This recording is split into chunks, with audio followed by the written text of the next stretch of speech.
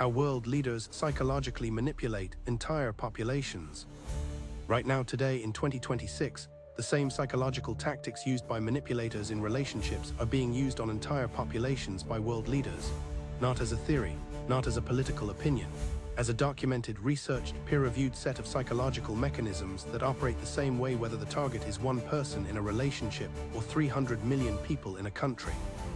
The World Economic Forum's Global Risks Report for 2026 ranked misinformation and disinformation among the top short-term global risks, above economic instability, above environmental threats. The manipulation of human perception is now considered one of the most dangerous forces operating in the world today, and most people are inside it without knowing it. By the end of this video, you will know exactly what is being done, how it works inside your brain, and how to protect yourself from the most sophisticated psychological operation in human history. The first tactic is threat amplification. Every manipulator, whether a partner in a relationship or a leader addressing a nation, follows the same opening move. They establish a threat, something large, frightening, and just vague enough that it cannot be easily disproven. Social psychologists call this system threat activation. Research consistently shows that when people feel their social or political system is under threat, they experience fear and anxiety that drives them toward whoever promises to eliminate the threat. Social psychological research tells us that people have a powerful motivation to believe that the systems in which they live are fair and stable. Threatening this belief makes people feel scared and uncertain, scrambling for something or someone to restore stability. Institution for Social and Policy Studies.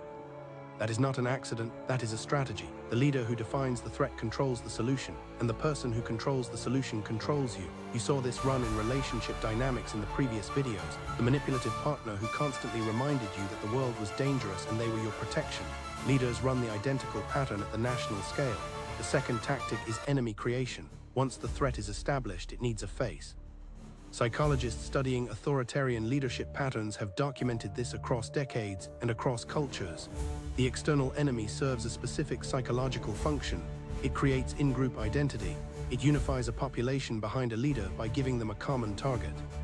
Research on in-group and out-group dynamics, developed extensively by social psychologist Henri Tajfel, shows that humans will align with their group with remarkable speed and intensity when an out-group is presented as a threat. The more frightening the out-group is portrayed, the stronger the in-group bond becomes. This is why the language around enemies in political communication is never neutral. It is calibrated. Immigrants become invasions. Political opponents become existential threats.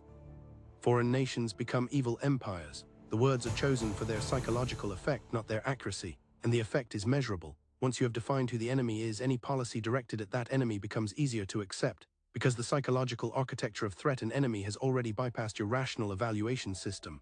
The third tactic is gaslighting at scale. According to psychoanalyst Robin Stern, political gaslighting is the collective cousin of intimate betrayal. While interpersonal gaslighting distorts one individual's sense of self and truth, political gaslighting seeks to distort or rewrite a population's shared reality. The psychological mechanism is the same: deny, deflect, distort, but the reach is far broader and the consequences more sweeping. Green European Journal.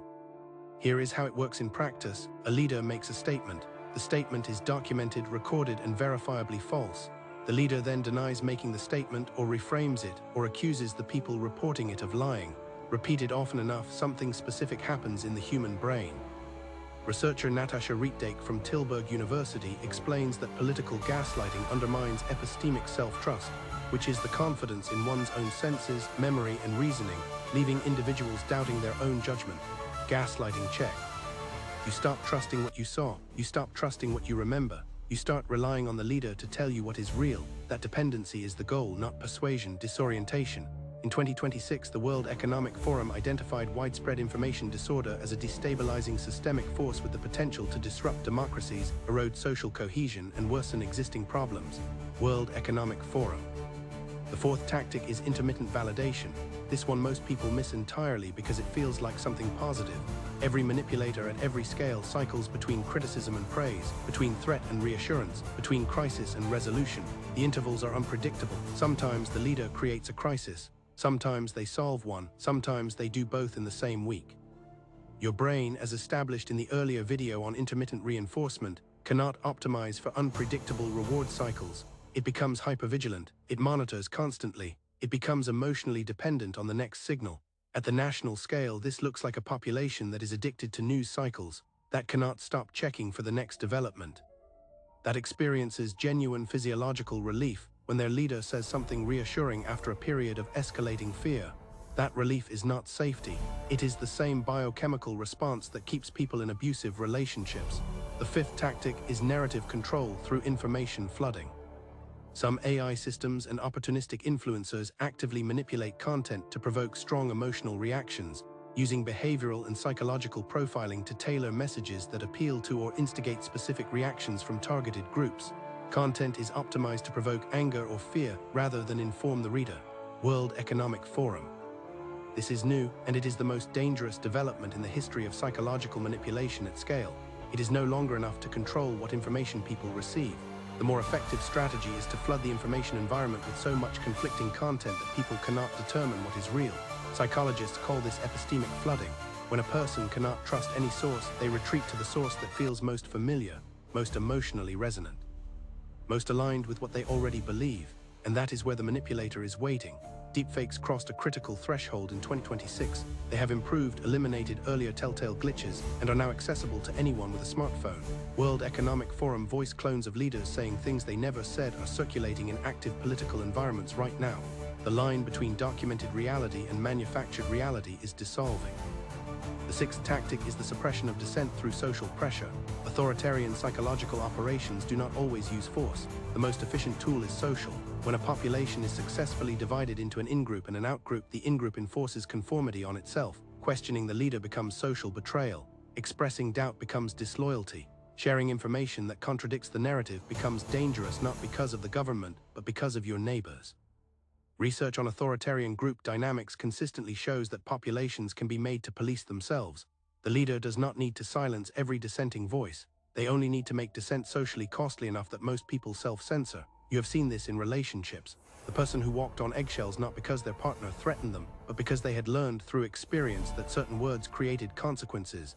Entire populations learn the same lesson. The seventh tactic is the personalization of power. Democratic systems are designed around institutions, not individuals. Laws, courts, checks and balances. These structures exist specifically to prevent any single person from wielding unchecked psychological influence over a population.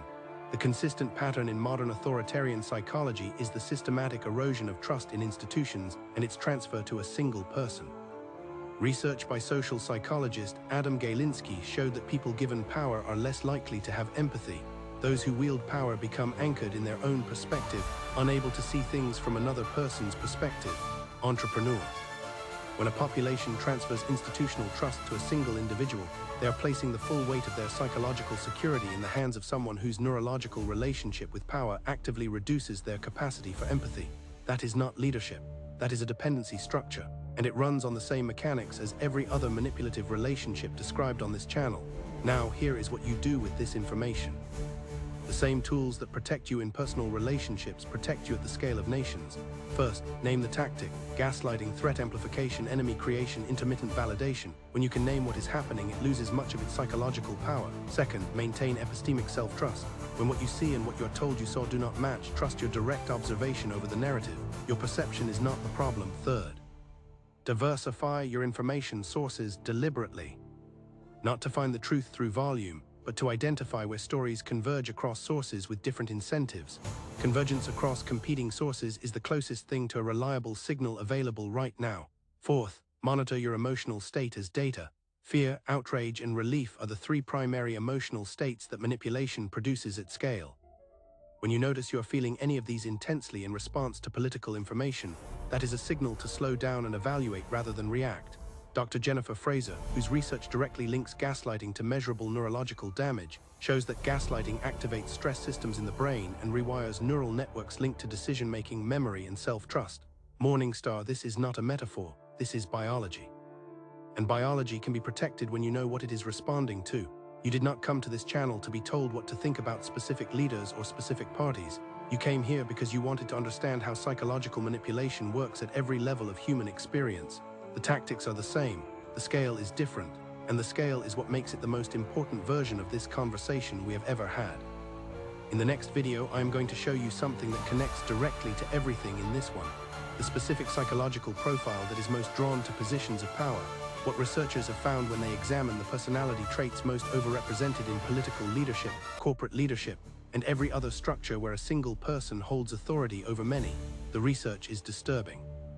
And it will change how you read every powerful person you encounter for the rest of your life.